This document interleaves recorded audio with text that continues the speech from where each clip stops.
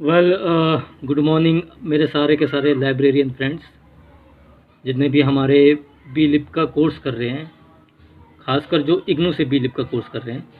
और आज की ये वीडियो खास होने वाली है हमारे सब्जेक्ट BLI 229 के एक खास टॉपिक सिस्टम एडमिनिस्ट्रेशन के बारे में। सिस्टम एडमिनिस्ट्रेशन को जो चलाता है उसको हम सिस्टम एडमिनिस्ट्रेटर कहते हैं या उसको ILS डेवलपर भी कहते हैं। तो इन दोनों चीज़ों में आपको कंफ्यूज नहीं होना है कि ILS डेवलपर या सिस्टम एडमिनिस्ट्रेटर ये कोई अलग अलग वो नहीं है, टॉपिक नहीं है, ये सेम एक ही टॉपिक है। तो इसमें हमें जब ये क्वेश्चन पूछा जाएगा कि सिस्टम एडमिनिस्ट्रेशन के बारे में बताइए, तो उसमें ये भी पूछा जाएगा कि इसमें क्या क्या काम किया जाता है। जब सिस्टम एडमिनिस्ट्रेशन का काम चलता है तो उसमें क्या क्या किया जाता है।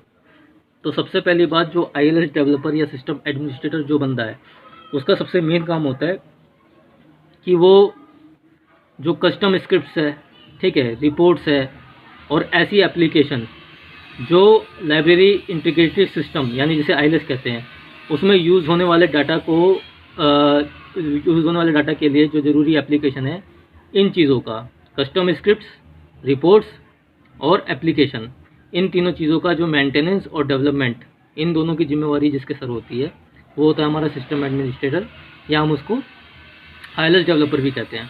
ठीक है, अब जो सिस्टम एडमिनिस्ट्रेशन जो वर्क है, जो काम है, उसका नेचर रिपीटेटिव नहीं होता, यानी बार बार नहीं करना होता है, और रेगुलर भी नहीं होता है कि डेली आपको ये काम करना है, ऐसा भी नहीं है। ठीक है, इसका जो काम है, सिस्टम एडमिनिस्ट्रेशन का जो काम है, ये जुड़ा हुआ है हमारे हर एक उस मॉड्यूल से जिसको कॉन्फ़िगर किया गया है लाइब्रेरी के रिक्वायरमेंट्स के हिसाब से। ठीक है, और ये कॉन्फ़िगरेशन किस तरीके से होती है, एक तो होती है आपकी setting of initial configuration for each module, her module के कॉन्फ़िगरेशन की सेटिंग, इसकी जिम्मेवारी किसके ऊपर, हमारे सिस्टम एडमिनिस्ट्रेटर के ऊपर। ठीक है, दूसरा, adjustment of configuration settings from time to time match requirements of library, library की जो रिक्वायरमेंट्स है उसकी कॉन्फ़िगरेशन सेटिंग की एडजस्टमेंट करना। ठीक है, ये दोनों अपने सिस्टम एडमिनिस्ट्रेटर के काम है और इस काम को सिस्टम एडमिनिस्ट्रेशन कहा जाता है।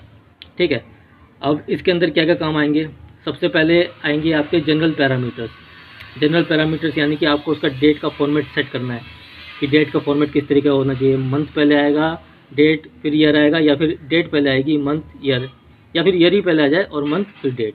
समझ गए, डेट फॉर्मेट आपने कई जगहों पे देखा होगा, तो ये होता है। ठीक है, फिर उसके टेक्स्ट पैरामीटर्स के ऊपर ध्यान देना पड़ता है कि जो भी आपको डॉक्यूमेंट्स चाहिए, जो भी डॉक्यूमेंट्स आपको लाइब्रेरी में लेके आनी है, उसके टेक्स्ट का आपको ध्यान रखना पड़ेगा अगर आप सिस्टम एडमिनिस्ट्रेटर है तो। फिर पैरामीटर फॉर अथॉरिटीज़, जो डॉक्यूमेंट की अथॉरिटीज़ है उसके पैरामीटर आपको सेट करने पड़ेंगे। डिफ़ॉल्ट कैरेक्टर एनकोडिंग का आपको ध्यान रखना पड़ेगा। थीम सिलेक्शन, आपको उसके थीम्स का सिलेक्शन का भी आपकी जिम्मेवारी है। ब्रांच मैनेजमेंट, आपके ब्रांच का भी मैनेजमेंट करना है। ये आ गया आपका जनरल पैरामीटर्स के अंदर, जो मैंने आपको 6 पॉइंट बताया। अगला आ गया आपका कैटलॉगिंग पैरामीटर, जब आपको बुक का कैटलॉग करना है तो उसमें आपको कौन सा कैटलॉगिंग रूल लेना है, आपको मार्क लेना है या यूनी मार्क लेना है, इस तरीके से ऑटो लेना है, मैनुअल लेना है, इस तरीके से आपको कैटलॉगिंग पैरामीटर्स भी सिलेक्ट करने हैं। फिर आगे आपका सर्कुलेशन पैरामीटर, सर्कुलेशन में आपको पता ही है, एक्विजिशन से लेके फिर उसका चलाने से लेकर के ये सारा का सारा काम सर्कुलेशन में आता है, तो उसके पैरामीटर का आपको ध्यान देना है। फिर आपको OPAC के पैरामीटर का ध्यान देना। आपने OPAC के बारे में भी पढ़ा हुआ है, मेरी एक वीडियो भी है OPAC के बारे में। ठीक है, फिर लाइब्रेरी ब्रांचेस, जितने भी ब्रांच हैं उन सब का भी आपको एक पैरामीटर सेलेक्ट करना है। ठीक है, लाइब्रेरी फंड्स का आपको ध्यान रखना है। करेंसीज, जो करेंसी आप यूज़ करेंगे वो उस जगह पे जहाँ पे लाइब्रेरी है वो चलती भी है कि नहीं चलती है।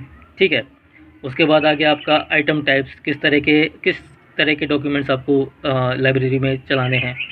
बोरोवर कैटेगरीज, लाइब्रेरी से जो बोरो होगा उसको किस तरीके से चलाना है। इशूइंग रूल्स को आपको इशू करवाने हैं। ठीक है, authorised values for bibliographic format, bibliographic framework, printers, stop words. अब ये जो स्टॉप वर्ड्स जो वर्ड है, इसका मतलब होता है कि आप कैटलॉगिंग के दौरान किस तरह के वर्ड्स का यूज़ नहीं चाहते हैं, इसे कहा जाता है स्टॉप वर्ड्स। ठीक है, फिर आगे आपका Z3 9.50 के सर्वर्स का, फिर एक्सपोर्ट इंपोर्ट, फिर बैकअप रिस्टोरेशन। तो मैंने आपको ये जितने भी सारे पॉइंट बताए हैं, ये सारा काम होता है सिस्टम एडमिनिस्ट्रेशन के दौरान। तो आप इस क्वेश्चन को जरूर पढ़िएगा अगर आपको 229 का एग्ज़ाम देना है, ये आपके लिए बहुत ही इंपॉर्टेंट क्वेश्चन है।